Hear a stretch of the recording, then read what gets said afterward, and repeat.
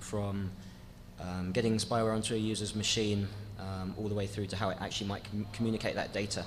So if we think about current delivery mechanisms for spyware onto a user system, typically browser exploits, bugs in file format bugs, so like the recent spate of vulnerabilities in Microsoft Office products, they're being used to deploy spyware, peer-to-peer software, IM networks.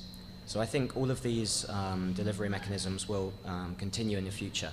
File format vulnerabilities certainly show no signs of abating, so maybe browsers will become more locked down, but file format vulnerabilities in various pieces of software commonly found on user systems, so media players, that type of thing, will continue as a mechanism of delivery.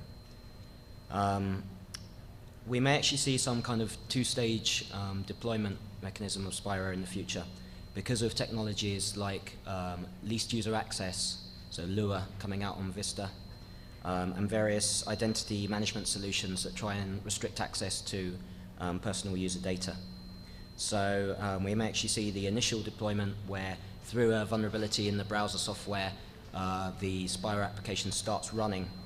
It then actually invokes a second exploit to try and escalate privilege, so it's then able to access the information it wants, so escalate from a low user privilege to admin.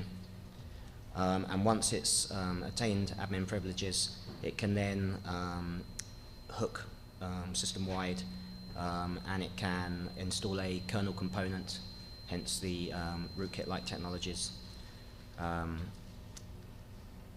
So the rootkit-like technologies we'll see anything currently done in user mode.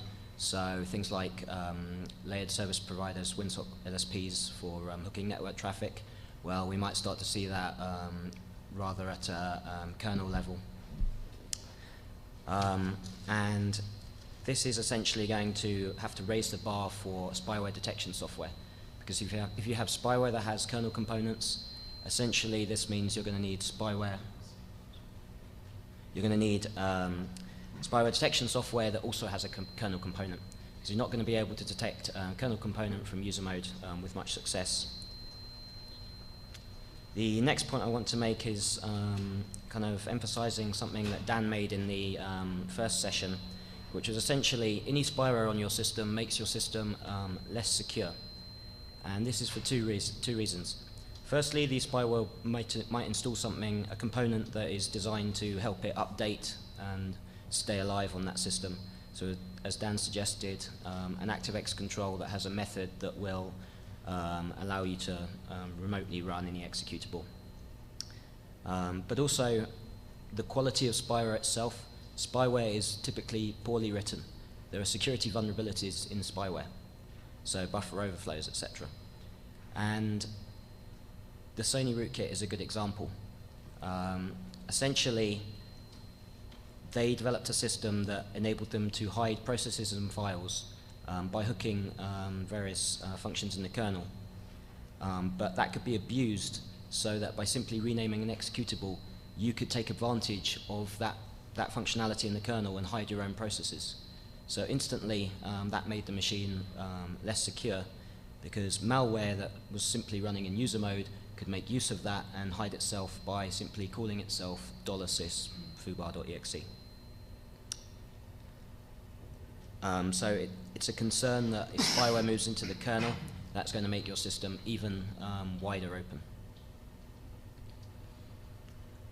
I guess in the future, again in the first session Dan mentioned using DNS just to see what your machine is actually, where it's sending information. So in the future we may expect to see better or harder to detect channels out of the spyware software, so better essentially covert channels. And the final point I want to make is that we may actually see spyware that attempts to detect when the user's running spyware detection software and attempts to subvert that software. So if it's running in kernel, hooks a function that starts a new process, and then the spyware has a list of known detection software that it wants to block running. So I guess really, to conclude, I would say that the more rootkit-like technology we see, the harder it's going to be to remove, the harder it's going to be to detect, and really this is going to have to result in manufacturers of spyware detection software really raising the bar in the way they detect. So that's it. Thanks, Sean. A lot to think about there. Ron Davidson is next. He's the CTO of MI5 Networks. So I will say a sentence or two about my background because I think it's a little different and that's my perspective on some of these issues. I did spend most of my previous career, over 25 years, with an intelligence community, foreign intelligence community, the Israeli one, doing all sorts of high-tech spy wars. Some people would call these spy wars, but on both sides of the of this front. So most of my experience come from say national security point of view, but I think I see how things directly relate to corporate spyware, which is where we started this panel, and the future of spyware. First, just regarding the numbers that we saw in the previous session, we do not see 80% of the end users infected. I don't see how people are able to detect so many infected PCs, as we call them, unless they really count every third-party cookie or something like that. We do see some decline. I think I agree with what was presented here in the adware, and I think in general in the future the place of adware is going to be shrinking, and the place of the much more severe stuff. In that sense, it's going to be more about the quality of spyware, and not just the quantity, not how many machines. So even if you take the corporate point of view, it doesn't really matter how many machines are infected with a keylogger. If just a couple of machines, but strategically placed keyloggers are there, then the problem is much more critical than if 70 or 40 or whatever number of machines are infected with adware. In general, I don't see huge developments on the technology side, and personally I'm not very much concerned with yet another generation of rootkit technology. There will be additional tools to detect those. There will be virtual machine rootkits, and there will be virtual machines that users are running to avoid rootkits and so on. So this technology war will continue. I think that the main complexities of the future are going to be in more maybe on the operational side of things, and who is behind spyware and how complex is the spyware operation. Once again, I'm talking mainly about corporate spyware, not just adware.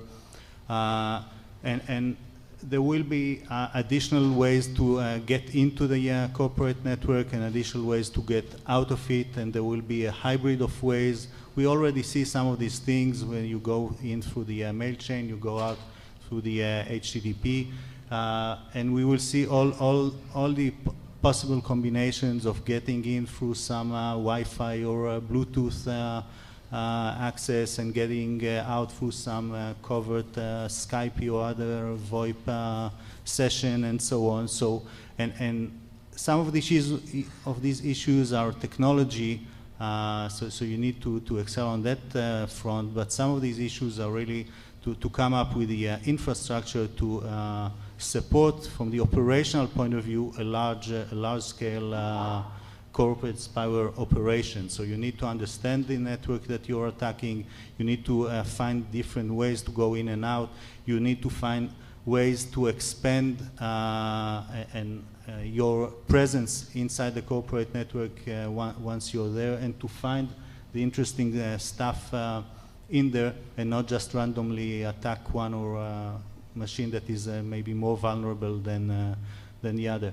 And I think with this, who is behind spyware? So course, the previous session was mainly about adware and adware companies. It's not that I like adware, but I think that this is really the place where maybe the regulators, the prosecutors, and legislation and so on can do more there. But all these are completely irrelevant when we are talking about more critical spyware, the criminal type of things. And we know when we see that organized crime is already involved in spyware, especially in spam.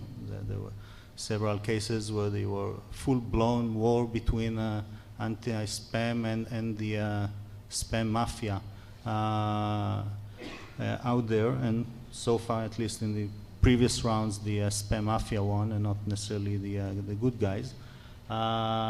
So I can certainly see how many more organizations and individuals like those are coming into the picture, bringing in more resources, more operational capabilities. This is becoming a global war, not something that is can be handled locally or within the United States and so on. And the global cooperation between the bad guys is at least as good as the global cooperation between the good guys.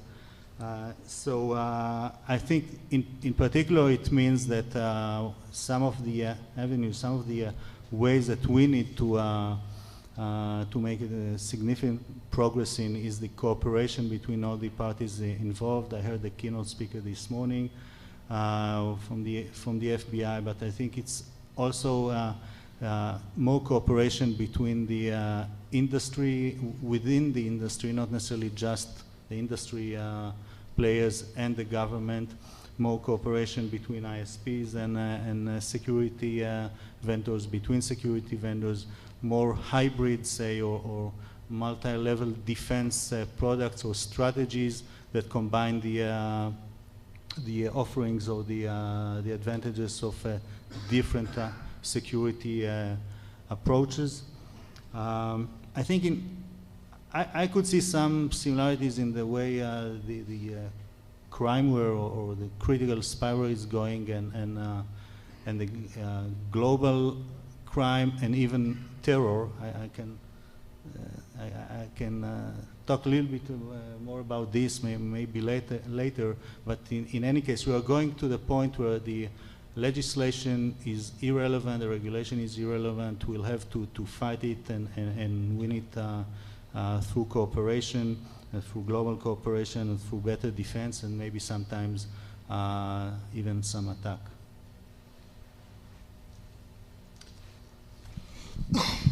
Thanks. Next on the list is Drew Manis from Walt Disney. Thank you, Ari. From an enterprise standpoint, the threat of spyware, I totally agree that adware is going to be on the decline, but there's still work that needs to be done in that area.